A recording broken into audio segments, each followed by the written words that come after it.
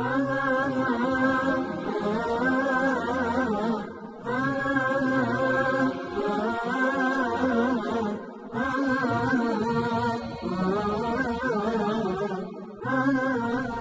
لله رب العالمين والصلاة والسلام على من لا نبي بعده.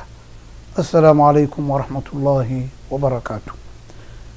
waxaynu gelaynaa haddana qodobkii 11aad oo ahaa mabaadi'da guusha lagu gaaro.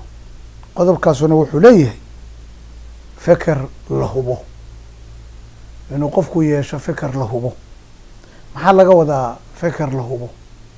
waxaa laga wadaa feker ku dhisan xaqiiqo ee aan ahayn male. guushu ma aha keliya inaad lacag samaysid iyo maal keliya, ee guushu waxay noqon kartaa wax fara badan. laakiinse xataa haddii adiga kugu weyn tahay inaad maal badan yeelato, 15 mabda oo ay tanu ka mid tahay 11na ka tahay, waxaa ku yihiin muhim inaad raacdid, waadna ku gaaraysaa guul. si aad u noqoto mid feker la hubo iska leh, waa inaad kala saartaa wararka iska soo dhacaya iyo xaqiiqada. oo wararka waxay noqon karaan wax runa iyo wax beena, laakiin waa inaad raadisaa xaqiiqada. tan labaad waa inaad xaqiiqada nafsadeedii u qaybisaa 2 nooc: xaqiiqo muhim ku ah oo adiga ku anfacaya, iyo xaqiiqo aan muhim ku ahayn oo aan waxba kaa dhibayn. waana inaad urursataa xaqiiqooyinka adiga wax ku taraya, waana kuwa ku gaarsiinaya hadafkaaga iyaga ah. waxaad arki dad kaa shaqo yar oo kaa aqoon yar oo meelo badan aad kaga fiican tahay, laakiin kaa horumarsan. dadkaasu maxay ku gaareen arrintaa iyada ah? waxay ku gaareen, waxay urursadeen arrimihii aan sheegaynay, xaqiiqooyinkii muhimka ahaa ayay isu geeyeen, waxayna ku dareen shaqo. alla badana dadku odhanaya saasaa lalahaa, barta hebel oo internetka ah saasay qortay, journaal hebel saasuu qoray, b b c saas sheegtay, nin aqoon-yahana oo hadlayay saasuu yidhi. ogow, qofka noocaasa wuxuu la-yahay oo ka maran yahay maskaxu wax ku rogrogo oo ku kala ogaado xaqiiqada iyo warka. lagamana yaabo qofka noocaas oo kale ah inuu guul gaaro, maxaa yeelay wuxuu raacayaa wax allah iyo wixii u maqlo. weligaa ma la kulantay qof markaa is aragtaanba ku leh waa riyooday xalay ii fasir riyadayda, waxaasaan ku riyooday, walaalow muxuu yahay? ma nebi yuusuf miyuu kuu maleeyey? nebi yuusuf baa yaqiinay sida riyada maaragtay loo fasire. qofka riyadaa ku mashquulsan lagama yaabo isaguna inuu guul gaaro. qaadiga maxkamadda jooga haddii uu ku dhiso xukunka uu ridayo male, waxaan shaki lahayn inuu cadaalo xumo weyn uu ku dhacayo, dadka tabarta daranna inuu meel uga dhacayo.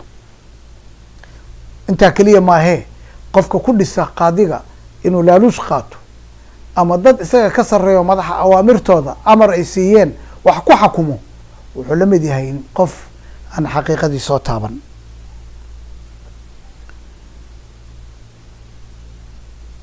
qofka ku habboon fekerka leh la hubo, ama waxa la yihahdo accurate thought ingiriiska lagu yihahdo, qofka isaga ah marmarka qaarkood wuu u bareerayaa arrintaa ah, xataa isagoo dantiisa kasoo horjeedo. maxaa yeelay wuxuu og yahay ugu dambeyn inay arrintaanu isaga kor u qaadi doonto. ugo walaal, umuuraha adduunku uma socdaan qofku inuu mar walba isagu nasiib badnaado. marna nasiib baad yeelanaysaa, marna nasiib yeelan maysid. wuxuuna og yahay in dadku ay ceebana leeyihiin, wanaagna leeyihiin. saa awgeed dadka iska soo horjeedaan ama wax dhex mareen caadadooda waxaa inayn xumaantooda buunbuunin maxaa yeelay waan isnecebnahay ayaan xumaantooda u buunbuunin ama waxyaalaha ay ku fiican yihiin ayaan hoos u dhigin maxaa yeelay waxay og yihiin inay xaqiiqo tahay inuu isaguba labadaa shayba leeyahay xumaanna leeyahay wanaagna uu leeyahay ogow qofka fikraddaa leh wuu la kulmayaa dhibaatooyin oo ka soo gaaraya xaqiiqa raadintiisa dadka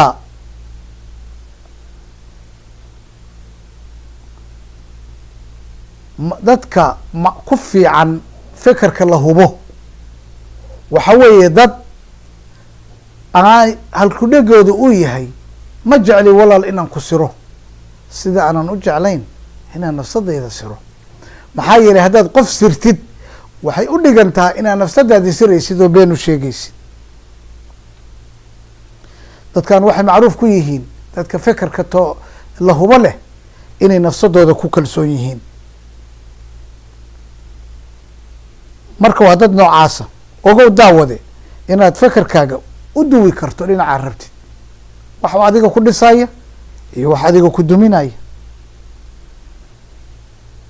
wax kasta oo la gaaray oo horumar ah oo dhismo ah oo wanaag ah waxa weeye waxa lagu gaaray iyadoo xaqiiqadii la taabtay oo fikir la hubo lagu dhisay dadka badankiis waxay ku dhisan yihiin ra'yi ee kuma dhisna waxa ay qabanayaan kuma dhisna xaqiiqo waxaad ka garanaysaa qof jirano u imanaya mid aan dhakhtar ahaynoo oranaya idaawey markaasuu wuxuu leeyahay kaalay biyo cab haddana saabuun ku qubayso haddana waxaas gowrac haddana waxaa markaasuu aaminsan yahay inuu waxaa ku caafimaadayo waa kaa waxaynu ogaanay qofka jirkiisa xataa dhaqdhaqaaqa jirkiisa muruq ha noqoto gacan ha noqoto lug ha noqoto madax ha noqoto inay kasoo fulayso labada maskaxood maskaxda baraarugsan ama maskaxda aan baraarugsanayn saa awgeed waxaa daruuri ah fikirkaagu inuu noqdo had iyo jeer mid xaqiiqada gacanta ku haya ee aan isku maaweelin riyo iyo hadal aan la hubin isku day walaal inaad ogaatid inaad ku dhistid wax alla waxaad qabanaysid xaqiiqo ku dhistid iyo war la hubo ha rumaysanin wax kasta oo aad aragtid sidoo kale ha rumaysanin 100% waxa aad maqashid maxaa yeelay indha sarcadba waa jiraa sixirna waa jiraa